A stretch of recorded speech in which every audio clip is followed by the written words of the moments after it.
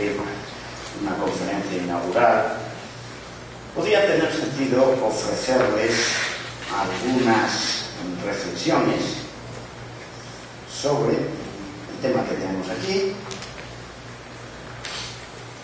y plantearles, yo creo, claramente más dudas que respuestas. Pero bueno, vamos a ver si alguna cosa interesante nos sale. En el punto de partida, una frase de un conocido especialista en teoría de juegos, de Anatol Rapoport, pero que no es exclusiva de Rapoport. Muchos de mis colegas lo mantienen, desde hace muchos años discutido sobre este tema. La idea es simplemente que si aceptamos el dilema del prisionero o todos los modelos que derivan del dilema del prisionero, tenemos que rechazar los fundamentos de la economía clásica, dice Rapoport, de acuerdo con los cuales la búsqueda del interés propio en condiciones de libre competencia tiene como resultado un equilibrio óptimo desde el punto de vista colectivo. Y dice Rapoport, y dicen muchos de mis colegas, que si esto es cierto, pues lo que tenemos que rechazar es los principios de la economía clásica y buena parte de los principios de la economía de mercado. De alguna forma, una simplificación, pero de alguna forma, todos los economistas desde hace muchísimo tiempo venimos entendiendo el mundo en el que nos movemos entre estos dos extremos. Mano invisible, la libre actuación de las fuerzas del mercado funciona, el dilema del prisionero nos lleva a resultados muy lejanos al óptimo social. Lo que planteo aquí es que la interpretación de la teoría de la mano invisible, y por mano invisible, insisto, lo que estoy haciendo es presentar una visión conjunta del problema, que esta crítica es incorrecta, que el auténtico mensaje es que el modelo funciona realmente si y solo si tenemos un marco legal institucional que genere determinados incentivos para que la gente actúe de una manera tal que su búsqueda de interés individual acabe produciendo un beneficio colectivo. Para pasar a dos visiones del dilema del prisionero. El dilema del prisionero, como sabe, es un modelo de los años 50. Posteriormente se le daba forma, llegamos a los ejemplitos de los prisioneros que van a la cárcel, etcétera, etcétera. Pero déjenme que se lo reinterprete de dos maneras distintas. Voy a ponerles dos ejemplos del dilema del prisionero. Además, los datos me sirven para los dos ejemplos, no tienen mayor misterio. Primero es el que llamo el dilema del manager, el dilema del gerente. El segundo, el dilema del acreedor. El primer juego es un juego que muy conocido. Dos gerentes de dos empresas se plantean si coordinan los precios o no los coordinan y compiten en precios. Digamos que de pago nos dice que si se ponen de acuerdo y suben los precios, obtienen un beneficio superior que si compiten entre sí, pero que, dadas determinadas circunstancias, en las condiciones del dilema del prisionero, que son estrictas y que con frecuencia no se han insistido sobre ellas lo suficiente, nos llevarían a conductas no cooperativas y por lo tanto menor. Segundo es el dilema de los acreedores en un procedimiento por de quiebra. Supongamos que tenemos una serie de créditos contra una empresa en situación de quiebra. El valor de los créditos supone el activo de la empresa, superior al activo de la empresa, y en consecuencia no pueden cobrar todo y diseñan cada uno sus estrategias. Otro ejemplo típico del dilema del prisionero: si cooperan y actúan conjuntamente, se reparten el activo de la empresa sin mayores costes, sino operan. El valor neto que obtienen finalmente es inferior porque hemos incluido en una serie de costes. No incluyo aquí, si hiciéramos equilibrio general, tendríamos que incluir el nivel de bienestar de los abogados.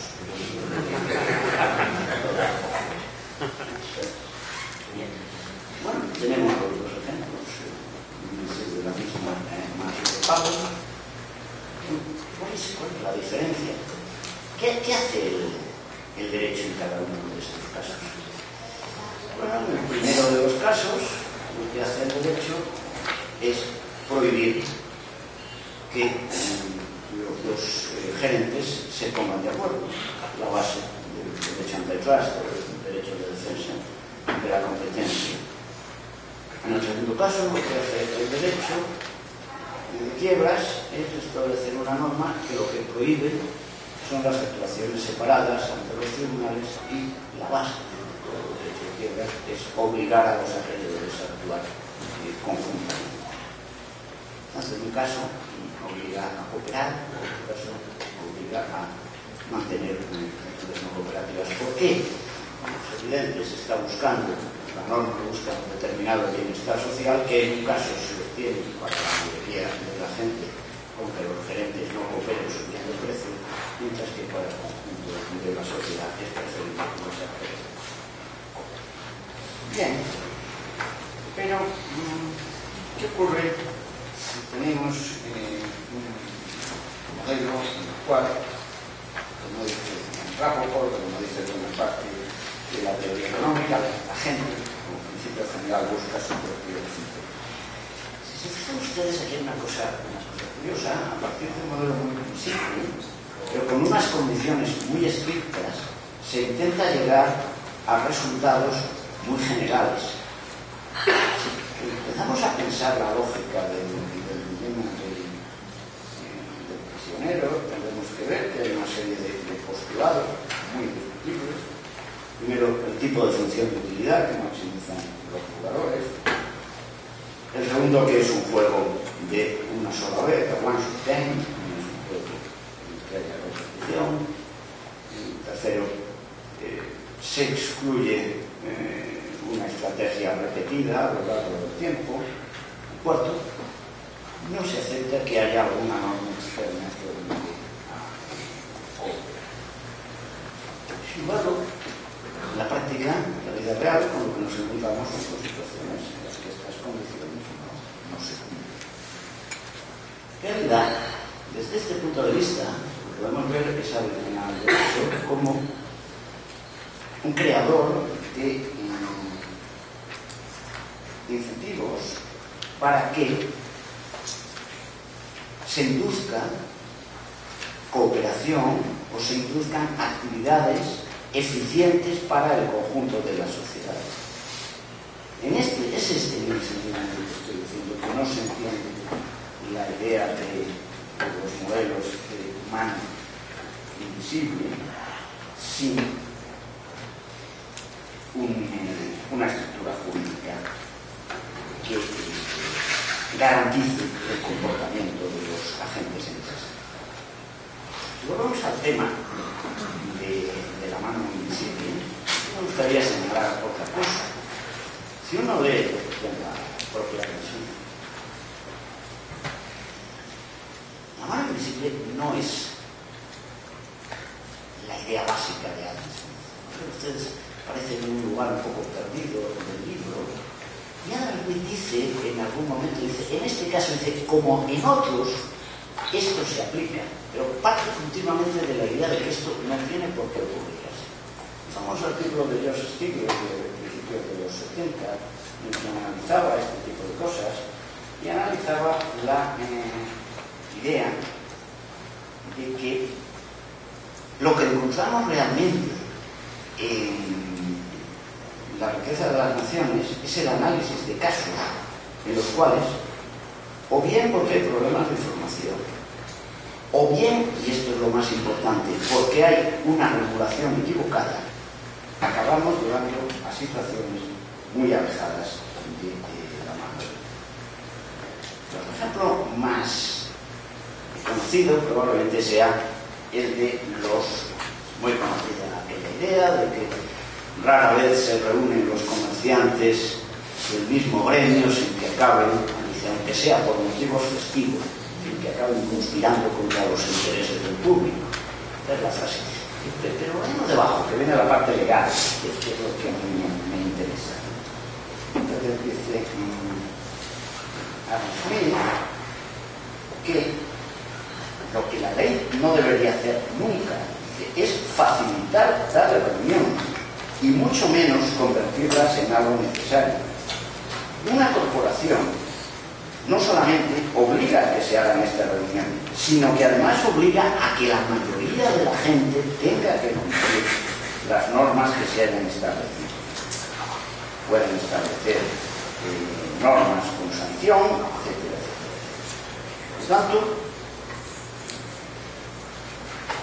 ¿quién está haciendo que nos falle ahí el modelo de Smith? La norma, la regulación. La norma ha sido la prohibición, ha sido una cosa. Y hay muchos otros ejemplos. Aquí les planteo esta idea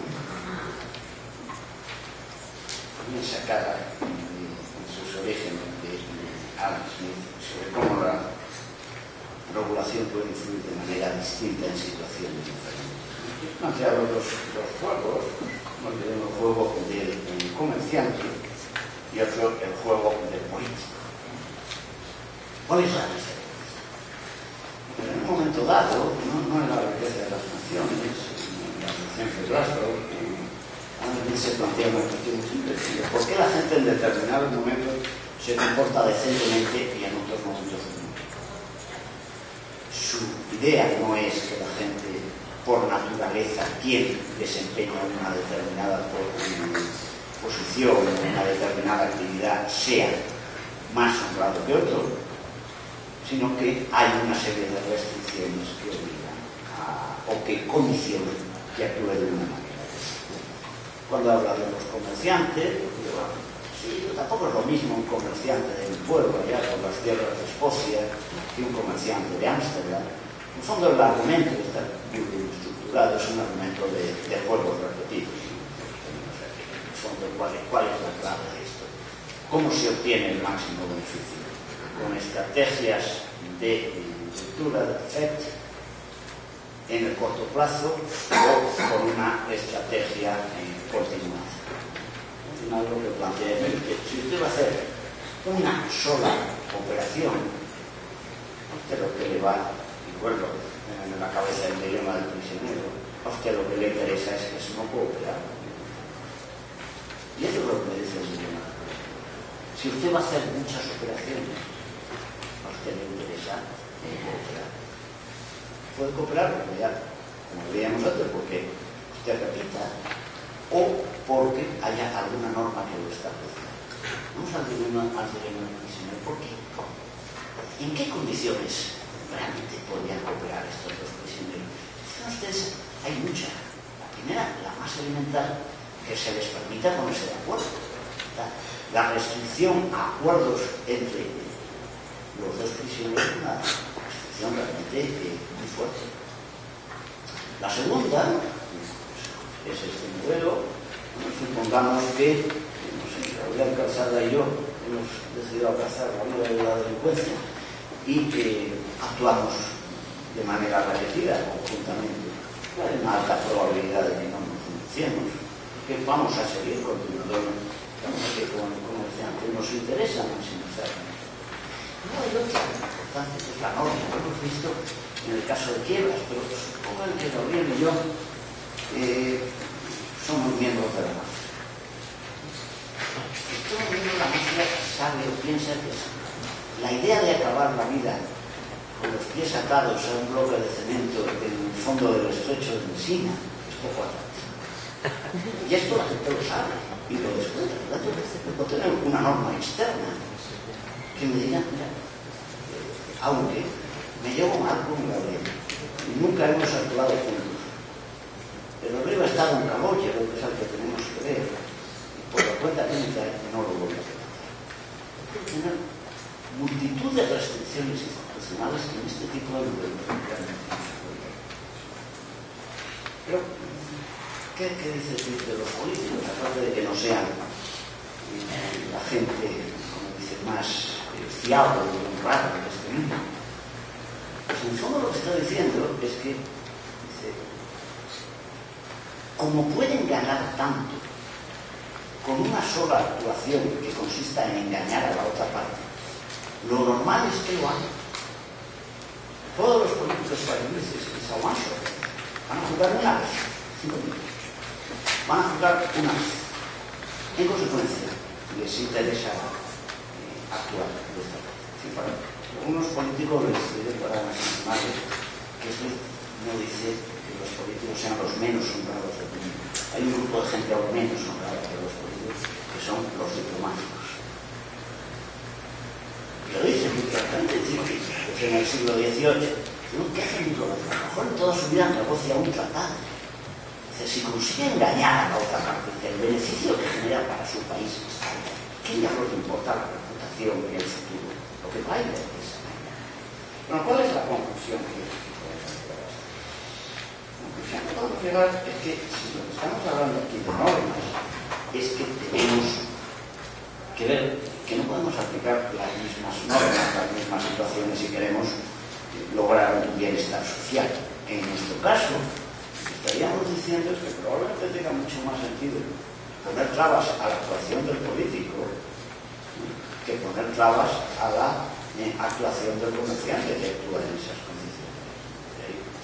Es todo un programa de investigación muy amplio de análisis de instituciones que nos obligaría a ver desde este punto de vista cómo se actúa en estas instituciones. Entonces, la línea de Buchanan, de los que es que efectivamente de donde tienen que poner límites ahí irregular es en el juego de políticos, no en el juego anterior, que ya tiene sus propios. Y esto podemos extenderlo a más cosas que acabo enseguida. Uno de mis teoremas favoritos en economía es Rotten 15, el teorema del niño perverso. Bueno, lo que estoy diciendo el teorema del niño perverso es que si yo defino determinadas condiciones en el seno de una familia, al final los incentivos para cooperar son muy grandes. No se mete usted entonces en muchas historias, señor regulador, no lo necesita. En cambio, si usted se mete en otra serie de situaciones, probablemente lo necesita, ¿no? Pero si usted lo que intenta es sustituir los mecanismos de cooperación que hay en una familia por unos mecanismos de cooperación globales, por ejemplo, en el caso de un estado de bienestar, usted dice mucho, porque los incentivos a comportarse de manera deshonesta en el estado de bienestar son muy fuertes. Eso no le va a usted a funcionar.